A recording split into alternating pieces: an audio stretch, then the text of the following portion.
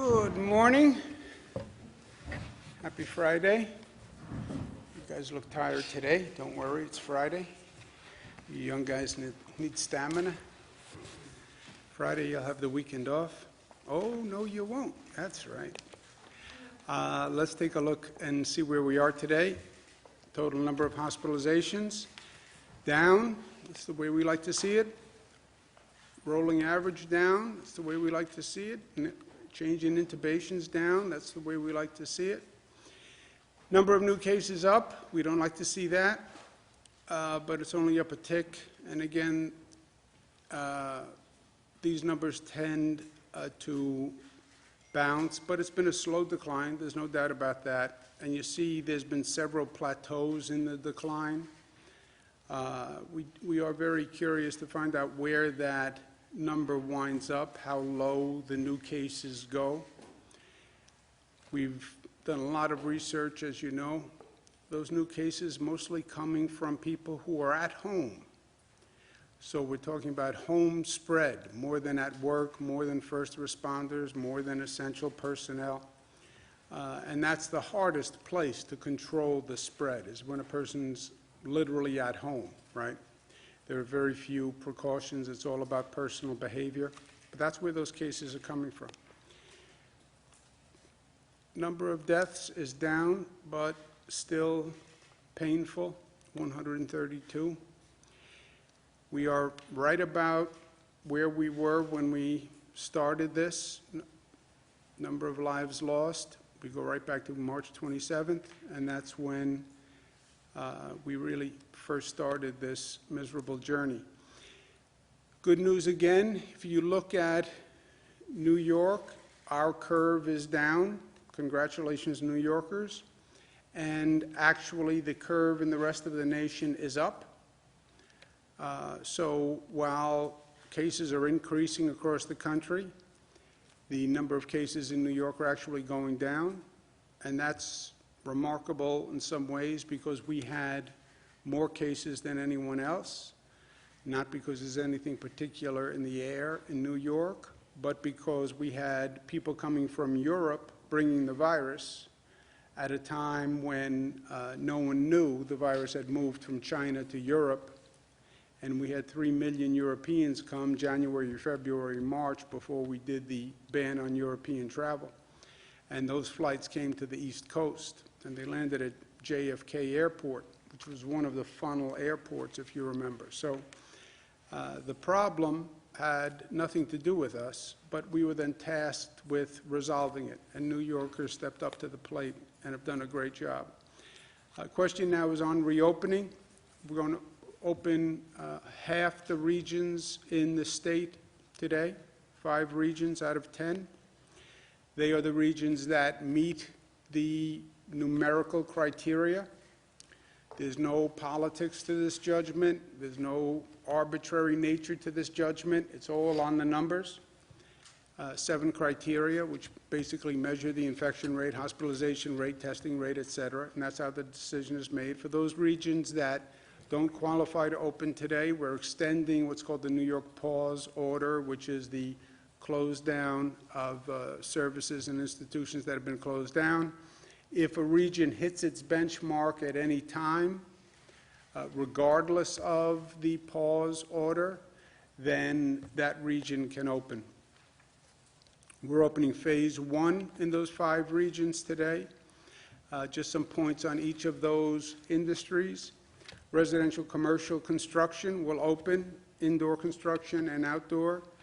Masks must be worn by employees when they're 6 feet from one another, so they must all have masks. The employer must provide the masks, any gloves, any equipment that the employees need on that work site must be provided by the employer. There's no congregate meetings. For retail businesses, curbside pickup starts. The employee and the purchaser in the vehicle must be wearing a mask. Anyone in the vehicle must be wearing a mask. Gloves are preferred, but they're not mandated. And the employer, the store owner must make hand sanitizer available. If curbside pickup is not practicable, then in-store pickup is available, but it is in-store pickup. It is not in-store shopping. It's in-store pickup because curbside is not practicable, requires ordering ahead, social distancing in the store, no more than 50% maximum occupancy of that store for people coming there to pick up. Patrons must wear a mask, store employees must wear a mask, gloves are preferred, hand sanitizer has to be made available. For an individual's behavior, people ask, well, what am I supposed to be doing as an individual? I'm not a store owner. I don't work construction. I understand as an employee what my requirements are, but just what do I do in normal life? When you're in public and you're within 6 feet of another person, wear a mask. That is a requirement. Curbside or in-store pickup, wear a mask and socially distance. Store owners should not let you in the store for an in-store pickup if you don't have a mask. The exception is less than 2 years old, or some people for medical reasons can't wear a mask. In a construction or manufacturing setting, the employee must wear a mask whenever they can't socially distance, and the employer has to meet certain precautions which they said they would when they reopen under this. In private, people ask, what should I do? Well, then you have our best advice, but in private is private. What you do in your home, what you do with your family, what you do with your personal relationships, your friendships. We've talked about exposure to senior citizens and how you should be careful to vulnerable populations, but there are no government requirements on what you do in your home, etc. The responsibility for local officials and what we call the Regional Control Center, local officials have to enforce business compliance and social distancing. These businesses are opening subject to saying they will comply with safety precautions. Local officials have to make sure they are followed, as well as social distancing guidelines for individuals. The Regional Control Center will have a daily morning meeting where they review and monitor the infection, testing, and hospitalization rates. And I can't stress this enough. We're starting to turn the valve. One of my favorite graphics, not saying a heck of a lot. Starting to turn the activity valve. Watch what happens to the infection rate, testing rate, hospitalization rate. If those numbers start to move, slow down on the activity level. That requires you to monitor the impact of this increase in public activity. You will see an increase. We expect to see an increase, but that increase has to be monitored and has to be controlled. We've talked about the infection rate, the rate of transmission.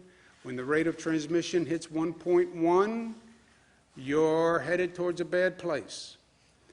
So monitor that rate daily and correct immediately if you see an increase in those numbers. Beaches, we've talked about coordinating with other states. And this has happened in other parts of the country, other parts of the world also. We are one multi-state region.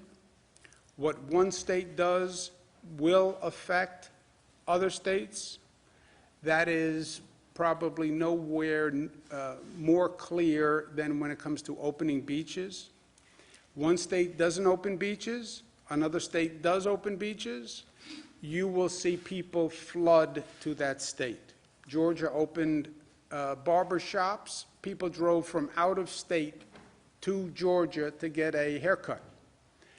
If New Jersey opens beaches or Connecticut opens beaches and we didn't open beaches, you would see a flood of people to Connecticut and New Jersey.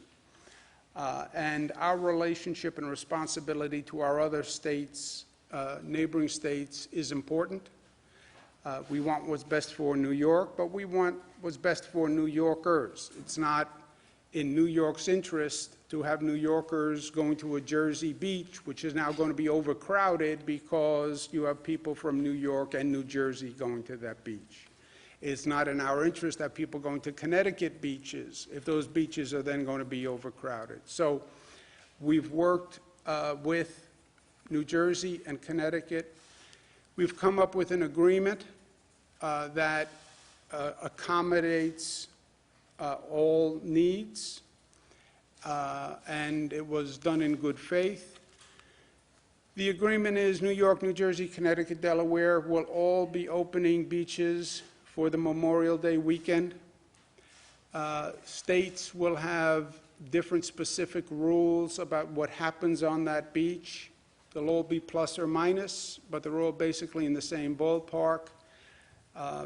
They're opening Friday of Memorial Day weekend, state beaches. That includes local beaches, lake shores.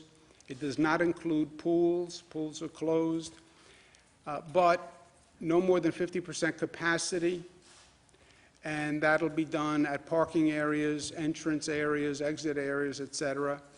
No group contact activities, no volleyball, no football, nothing like that. Areas of social gathering will be closed, picnic areas, etc., playgrounds, pavilions, arcades. Social distancing will be enforced for employees and for visitors. Masks must be worn by employees, and visitors must have masks and wear them when they can't socially distance. At this point, concessions will not be operating.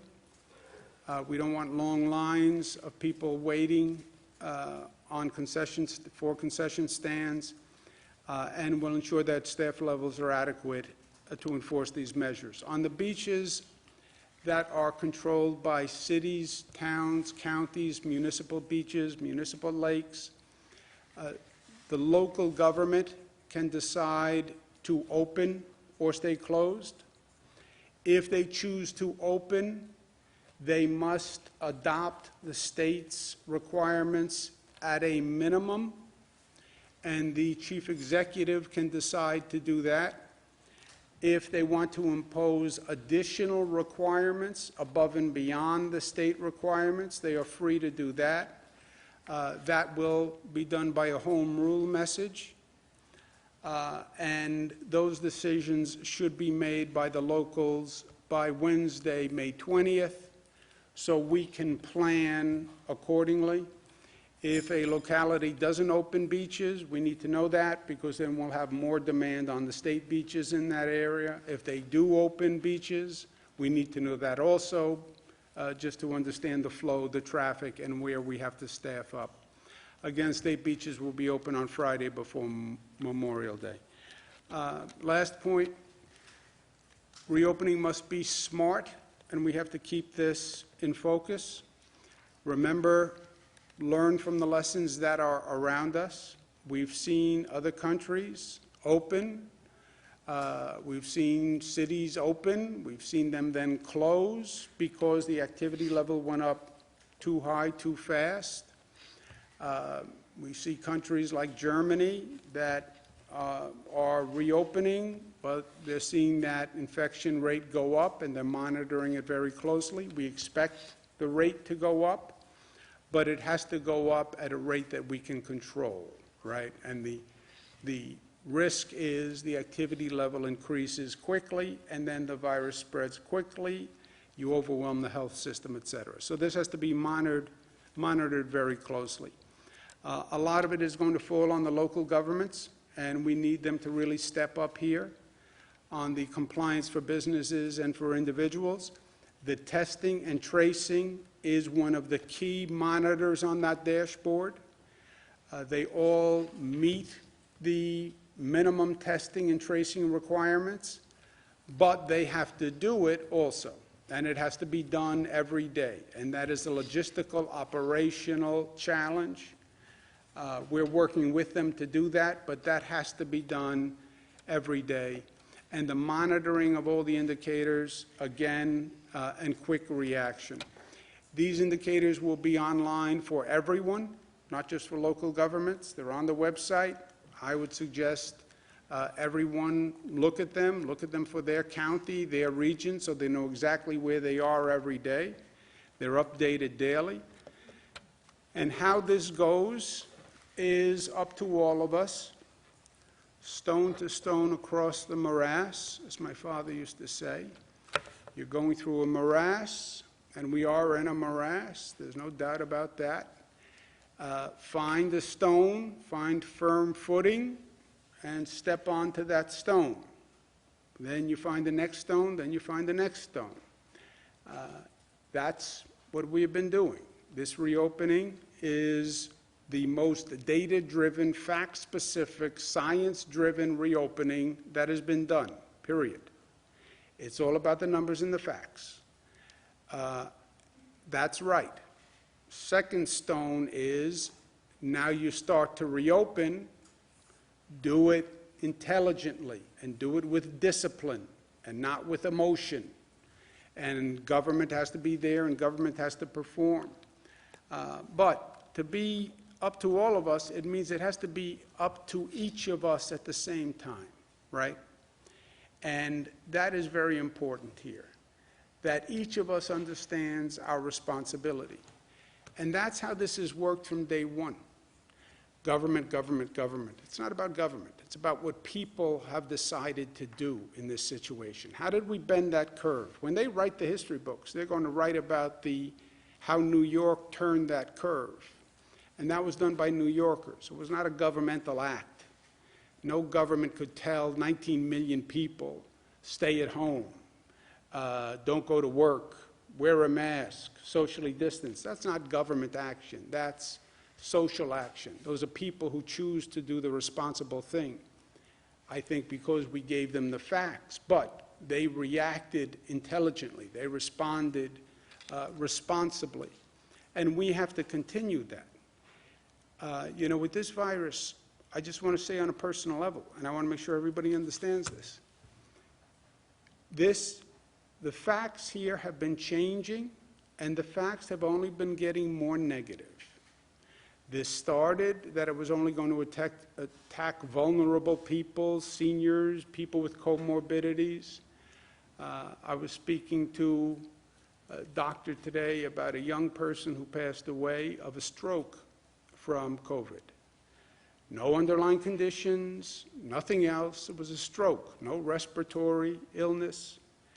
Well, what happened? Well, apparently the virus can affect the heart and the liver and other organs besides the lungs, and we didn't know that. Children weren't going to be infected, except now we're studying 100 cases where children are in fact affected by the virus, and some of them very serious. And that 100 cases, I'll wager that's going to only go up, and it's going to be much more widespread than anyone thinks. So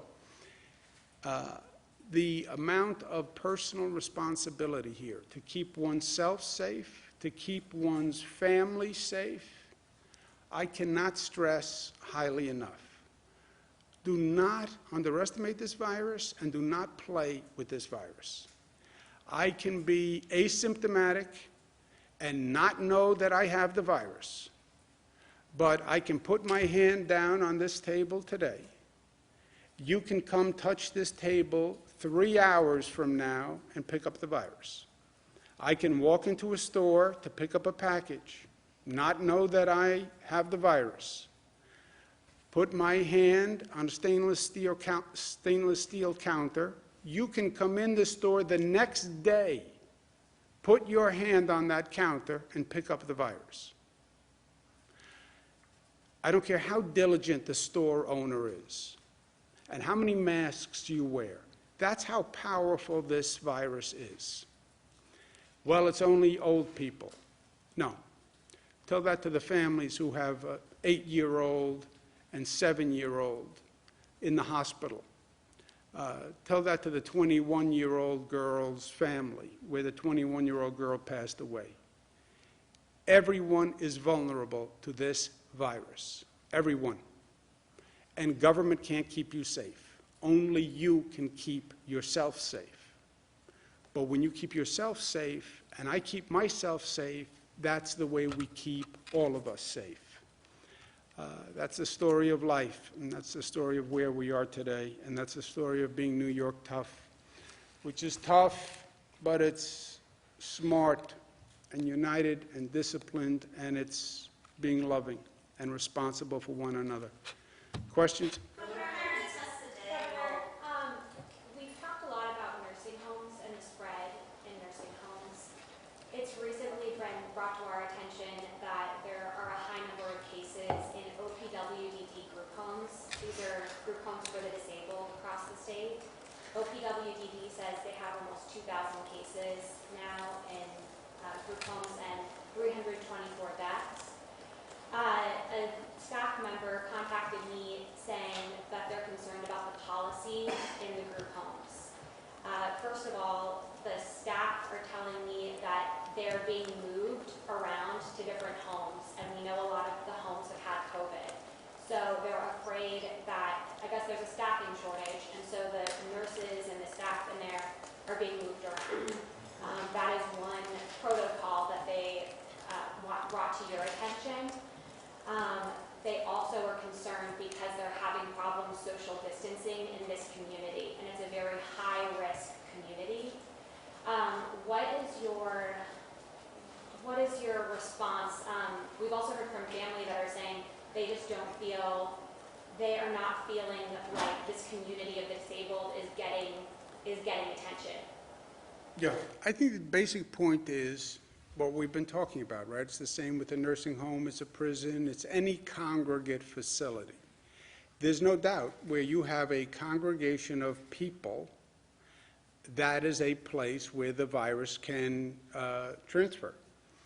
Whether it's a meat processing plant with 1,000 employees, it wasn't about the meat in the meat processing plant, right? It was just 1,000 employees. We have an agriculture plant in Madison County, where it was about the density of the employees, also because you had 4 to a room, and it's the density. We started this with the hotspot in New Rochelle, Westchester. Before they even called it a hotspot, it was the first one in the country. It was one person, super spreader, new term, who was with a couple of hundred people at a gathering, and dozens got sick. So the congregate facilities of people, that's all it is. It's just wherever you have a density, a gathering of people, that is a problematic area. Nursing homes worst, but if you have a community group home and you have 6 people living in a house, that is a place where you want to watch. Now, 6 people in a house is not as bad as 1,000 people in a prison or 300 in a nursing home. But any place where you have a gathering. On the moving of staff, I don't know if that's right or wrong or normal operating procedure or not, but we can check. But I just don't know. Governor, how many tests a week will New York need to get to test all nursing home staffers and essential workers? And on the nursing home staffing questions, does New York have the current capacity to test as many nursing home staffers as you're requiring them to do? And if not, how will your administration make sure there's the capacity to get there? And when has the president fulfilled his end of the bargain when he told you that he was going to be helping with the supply chain issue for testing manufacturers? Okay, it's a lot there. Let's unpack it one at a time. I don't know the policy at OPWDD, but we'll check what the staffing policy is, and we'll check if there was a change. On the testing, we're doing more testing than any state in the United States. We're doing more testing per capita than many countries on the globe. And we're ramping up dramatically and quickly. We have to test staff in nursing homes. We have the most aggressive requirement, I understand that, 2 tests for every staff member per week. And that is the most aggressive. but this is the most vulnerable population.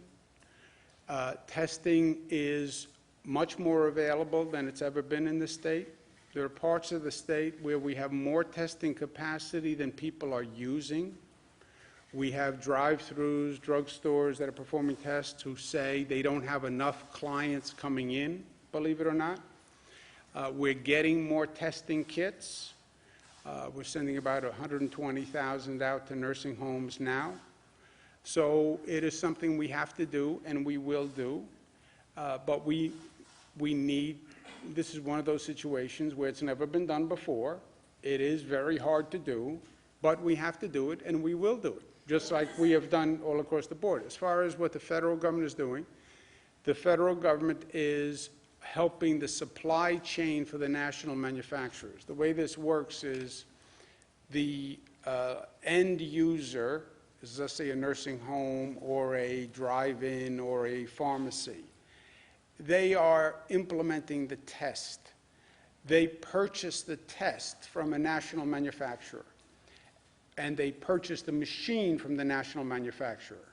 There are a number of machines, and depending on the machine you purchased, you need the test kit that works for that machine. So it starts to get complicated because you can have 6 or 7 different types of machines that you bought. Each machine has its own test kit. It's like when you buy a printer and then you have to buy the cartridge for that printer. And some of the national manufacturers can't provide test kits. They're just overwhelmed in the test kits. And the federal government is working on those supply chain issues for those national manufacturers.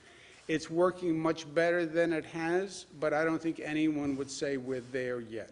So yes or no, do we have the capacity to, right now in New York, to test all nursing home staffers twice a week? Like yes, Yes. or no? Yes. Yes. And yes or no, is the federal government fulfilling its end of the bargain to help on the supply chain issue? And Ask the federal government. Governor, can you explain your... Some Wadsworth lab has been denied. Excuse me 1 second. I didn't mean to cut you off. No, that's okay. If I could just punctuate the governor's point. Since we announced last Sunday that we were going to require 2 tests a week for nursing home staff, we have worked with the commercial labs, BioReference, LabCorp, and Quest to get additional capacity, and the state has reserved 30,000 tests per day to be dedicated just to nursing home staff. So that's 210,000 tests a week that we have now secured that'll just be dedicated to going to this nursing home issue. On the Wadsworth situation, yes, we understand everyone would like to use Wadsworth. They can't. There's not the capacity for that, which is why they're going to have to go to the drive-thrus and why they're going to have to, if they can't accommodate the standard on their own, work with us to use some of the capacity that we have now reserved through the 3 commercial labs. Remember that Wadsworth is one lab. It's the state lab. There are 300 labs that operate in this state, right? Wadsworth, we're proud of. It's a state lab. But there are 300 labs. And we need all 300 labs operational to meet this volume. The only way you get the volume up this high is all those labs are at maximum capacity. No one lab could come anywhere near this. Even with all 300 labs working and doing 7 days a week, you're still not at the level you need. And then those 300 labs will say they're going to have a problem on the back end getting the supplies. That's where the federal government comes in. Governor, can you explain your rationale for reopening the beaches, considering the potential kind of public health peril there? What was the calculation for you? The calculation is I'm trying to work in conformity or accommodation with our surrounding states. They were going to open beaches. And if New York did not open beaches, you would see an influx of people to the Jersey Shore, Connecticut, et cetera. That would put New Yorkers then in jeopardy there, because the problem with the beach is if it's overcrowded, right? If it's 50% of occupancy, you're fine. The problem is if you overcrowd at the beach. And if other states were opening and New York wasn't, you would have millions of people from New York flooding those beaches. There would be a problem, and that wouldn't help anyone. The safeguard is this. First, we open them with safeguards, 50%, et cetera. Second, if there is a problem, and the locals do not enforce those regulations, we will close those beaches immediately. Did you feel like Governor Murphy kind of forced your hand in this by announcing yesterday that he'd open the beaches? Or did you consult with him? No, we've been talking to them about beaches for a long time. We talk to them about everything on a daily basis. But he announced ahead of you. Yeah, but we knew exactly what he was going to do. And we had been talking about it. No, he didn't force my hand. Look, as governor, he has no jurisdiction in New York. I could say we're not opening our beaches. If we don't open our beaches, people will go to New Jersey beaches. I promise you that. They'll go to Connecticut beaches. And then you have a situation where you have 4 million New Yorkers going to Jersey beaches, Connecticut beaches. What happens to those beaches? Well, who cares? They're in New Jersey and Connecticut. First of all, I care. And those are New Yorkers in those beaches.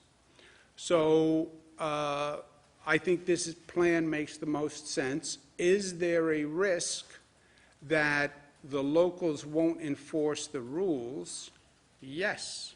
Or the beach will get overwhelmed and they can't enforce the rules? Yes, that is a risk. And we have eyes wide open.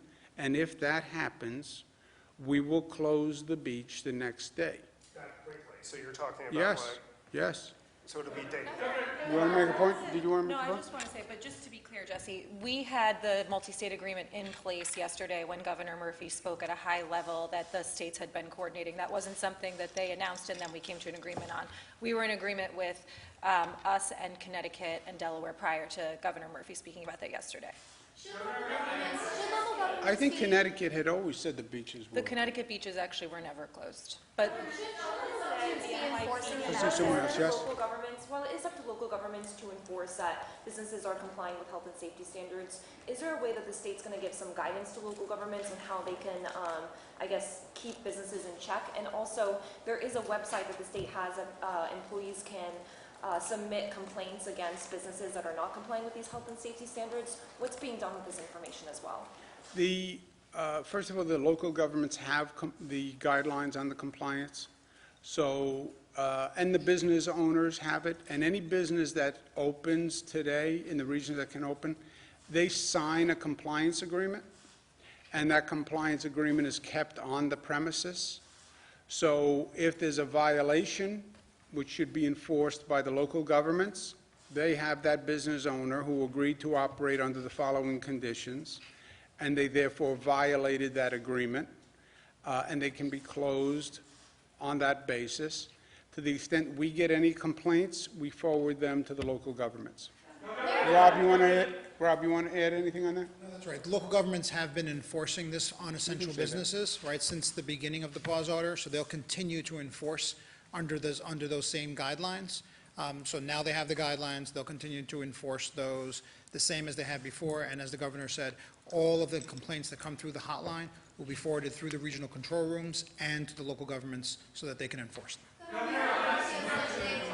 Mr. John. The controller's April cash report is due today. That's the report that can trigger your ability to actually implement cuts to local governments, to school districts. We don't have any federal clarity today. That report's coming today. What are you going to do? What am I going to do about what, John? Well, are you going to implement the 20% cuts to schools and local governments? I hold to the belief, I have faith in humanity and a certain level of common sense, and I believe Washington, despite their dysfunction and politics, will ultimately provide funding for state and local governments. I do not believe, even if you put aside common sense, the survival instinct of a politician who has to run for re-election this year in this state or any state affected by COVID, which is most states, they will not come home and stand for re-election if they don't provide funding for state and local governments, because they would have created a devastating circumstance in their state. If we have to cut schools, police, fire, hospitals, because Washington didn't provide reasonable funding, when they did bail out millionaires and billionaires and rich corporations, but they're not going to fund police and fire, I don't think any Washington official is going to come home and present that case to the people they represent. So I believe we will receive Washington funding due to the survival instinct of political officials. Go ahead, John. You have to make a decision on your own at some point. I mean, what's your drop-dead date for making a decision? What is the drop-dead date? So the budget that was enacted had, the first benchmark was the controller's cash report that, as you mentioned, comes out today. That report confirms the estimates that the state has made, which is that we're down 14% in revenues, and that we'll have a $61 billion gap over the next 4 years. Now that we have those cash numbers, we'll look at it. As the governor mentioned, Washington has been talking about a federal bill that provides money in relief. In the event that those funds don't occur, then we would have to make those reductions. But as the governor mentioned, we believe that based on the bill that the House put in, those funds will be there. In the event that they don't, our plan would be within the month of May.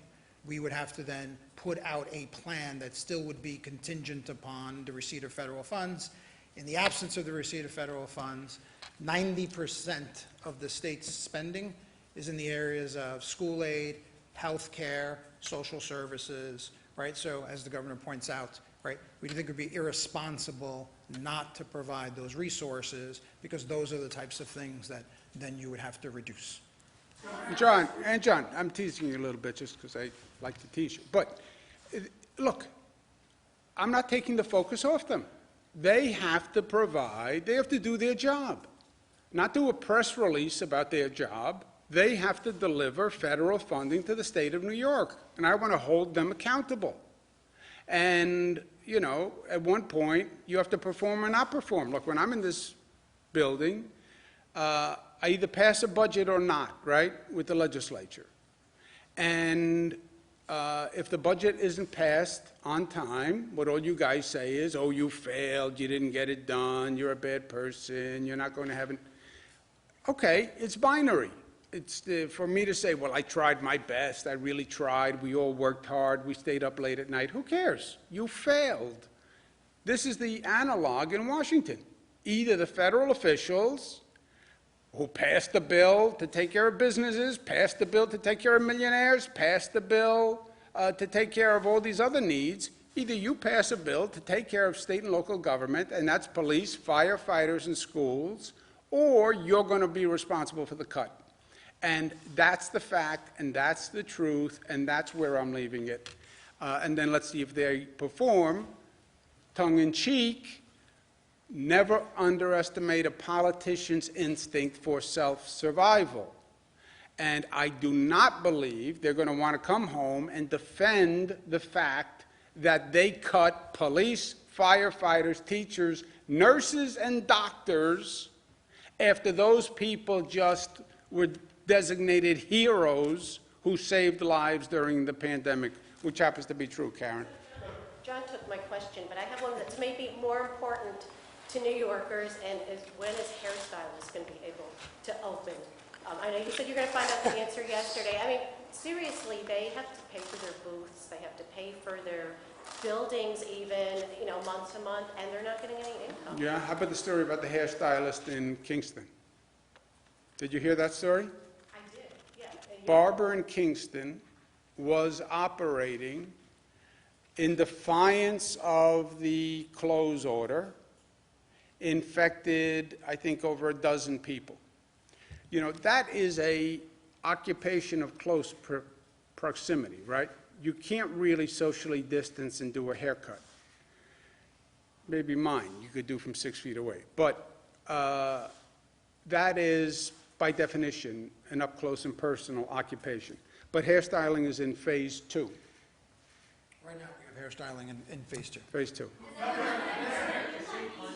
Governor, this week the state court system announced that they would be reopening certain upstate courthouses, allowing judges and staff to come back. That sort of service seems to fall into the definition of professional services in phase 2.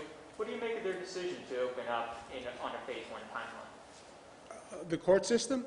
Yes. Look, doing justice, if you want to talk about an essential service, justice is an essential service. And for you, Dr. Zucker, what sort of advice can you give to people who are not currently infected but might become infected and will have to overcome the illness while at home? What sort of things that should they have going in, if just baseline, if they were to get infected?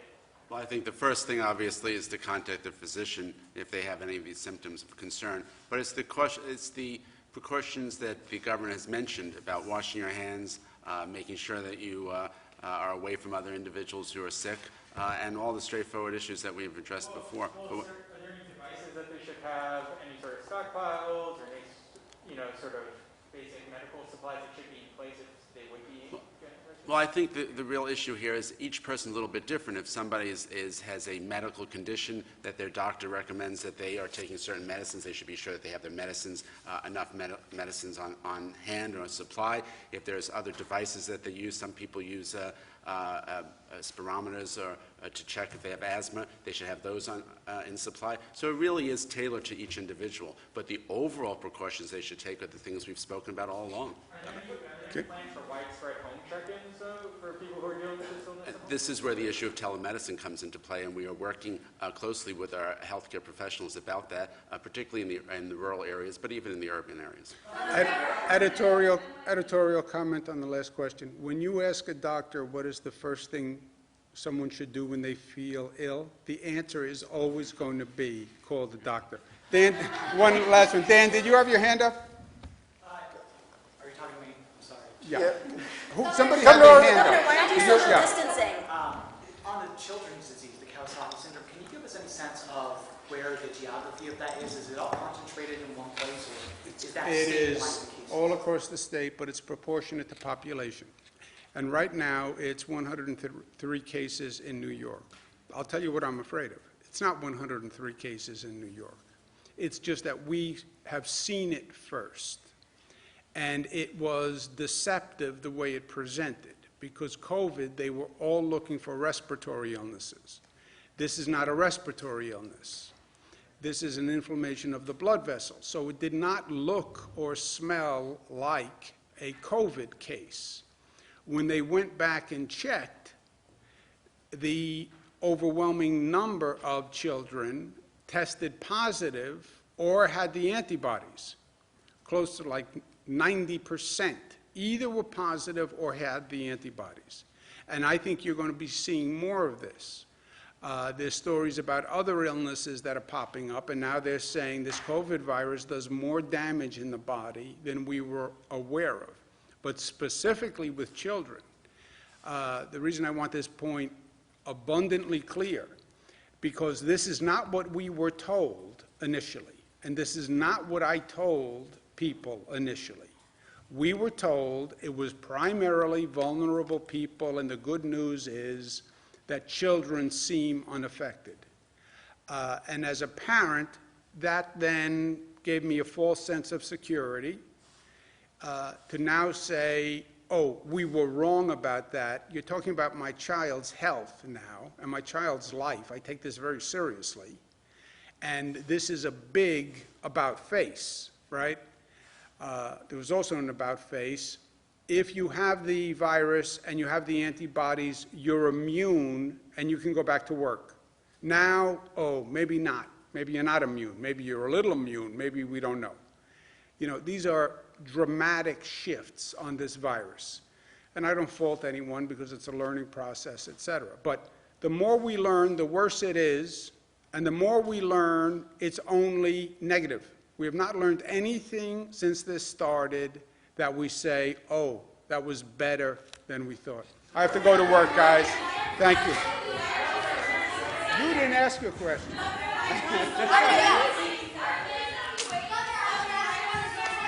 will talk to you tomorrow, Saturday. Yay, Saturday service.